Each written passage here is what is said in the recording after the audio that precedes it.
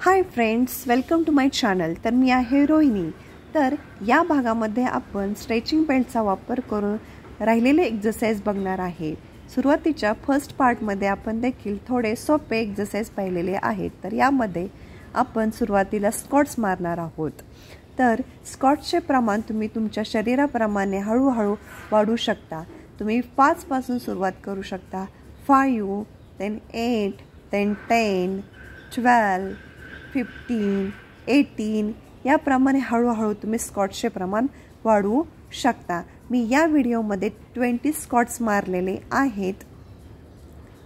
Squats मारत असताना एक गोष्ट लक्षात ठेवायची की आपली पाठ ही साधारणतः ताठ राहिली पाहिजे। खूप जास्त बेंड न करता व्यवस्थित स्क्वॉट्स मारण्याचा प्रयत्न करणार, तर तुम्हाला नक्कीच याचे रिझल्ट्स मिळतील।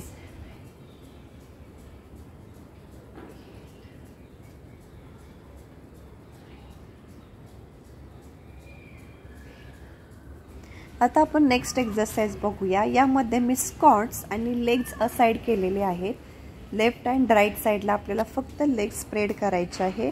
जमेल तेवढं स्प्रेड करायचं आहे। स्क्वॉट्स हे व्यवस्थित मारण्याचा प्रयत्न करा तुम्ही। याचे देखील प्रमाण तुम्ही हळूहळू स्टेप बाय स्टेप वाढवू शकता। पहिल्या वीकमध्ये तुम्ही 10 पर्यंत करू शकता, 10 पर्यंत वाढवू शकता।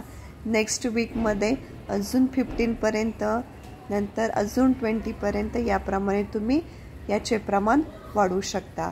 तर स्ट्रेचिंग बेल्टचा उपयोग करून फर्स्ट पार्ट आणि सेकंड पार्टमध्ये आपण एक्सरसाइज केलेले आहेत। तर त्याची तुम्ही सिरीज देखील करू शकता।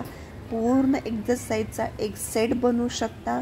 याप्रमाणे जास्तीत जास्त 3 ते 5 सेटपर्यंत तुम्ही हा एक्सरसाइज करण्याचा प्रयत्न करा। तुमची थाईची चरबी नक्कीच वितळण्याला यासाठी मदत होईल आणि व्यवस्थित तुमचे लोअर जे बॉडी आहे ते व्यवस्थित टोनिंगमध्ये राहण्यास देखील मदत होणार आहे। तर या एक्सरसाइज जरूर करा। हेल्दी राहा आणि फिट राहा। धन्यवाद।